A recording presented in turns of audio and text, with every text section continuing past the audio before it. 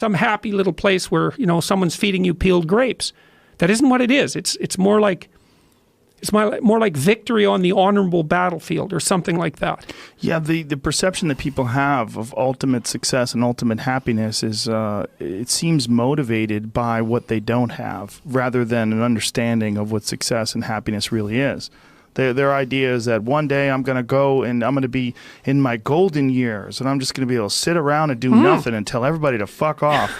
You won't be happy at all. I talked to one of the people that I was working with who had a vision for retirement. I said, well, what's your vision for retirement? Well, I see myself in the beach, you know, some tropical country drinking margaritas. And I thought, first, that's not a plan. That's a travel poster. It's like, okay, let's walk through this. All right, so you go down to this tropical country and you go sit on the beach and you have a margarita. It's like, okay, well, how many margaritas? Like 10?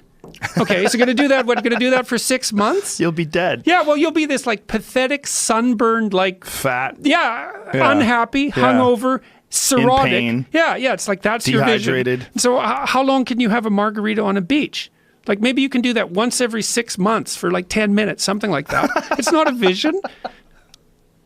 It's true, but when you are working and slaving away, you think about that beach with your feet up and the waiter comes over. Would you like another margarita, Mr. Peterson? Yeah. Yes, I would. Yeah, absolutely. And you're like, absolutely. all right, but baby. Right, exactly. But it's like this 16-year-old fantasy of paradise. It's like, well, and it just doesn't work out. So, and the thing is that the thing that sustains people through life really is the lifting of a worthwhile burden. It's something like that. Yeah. And it's partly because we're social animals, right? It's like we're evolved to be useful to the people around us because they're much more likely to let us live if we're like that. Yes. So, and it's been very fun especially talking to young men about this. It's like, well, and that's the other thing too, is I think the world is full of darkness, let's say.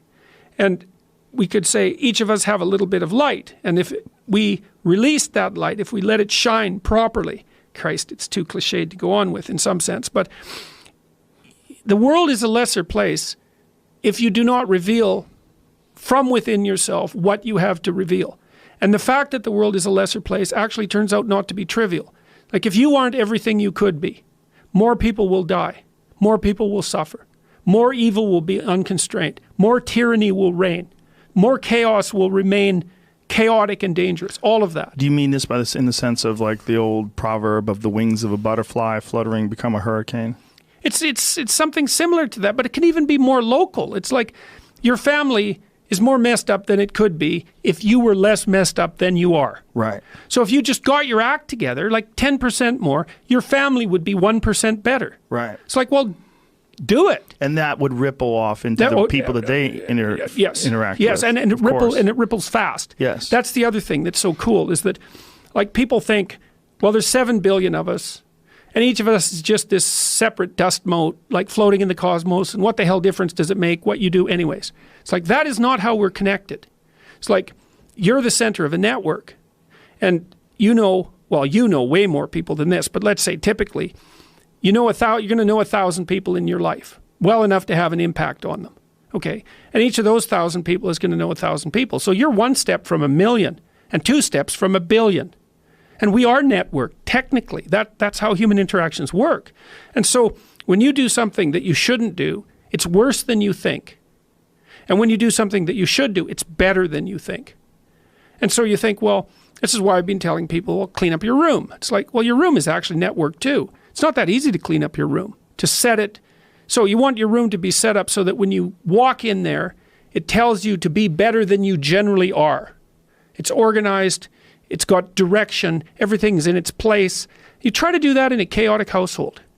You know, I've watched people do this because I had students do these sorts of things as assignments. I'd say, look, pick a small moral goal, clean up your room, and just write down what happens as a consequence. So maybe these are students in a chaotic household. The whole place is a bloody mess. No one's taking any responsibility for anything. And so they decide they're going to start to clean up their room. And then the people in the household notice. Well, the first thing they do is get pissed off. It's like, who do you think you are? Like, you think you're better than us? Why do you think this is worthwhile? Who died and made you God? All of that. So just by trying to organize this little part of their life, they immediately run into the people whose actions they're casting in a dim light by trying to improve themselves to some degree. They might have to have like a thorough war in their household to be allowed to do something as simple as keep the room orderly. They'll find out very rapidly that A, that's way more difficult than it sounds, and B, that the consequences of it are far more far-reaching than people think. So that's quite fun. You know, because maybe part of it is that like everything around you is full of potential. Everything. Maybe more potential than you could ever possibly utilize. And so maybe all you have is this little rat hole of a room in some rundown place in the world. It's like, fix it up.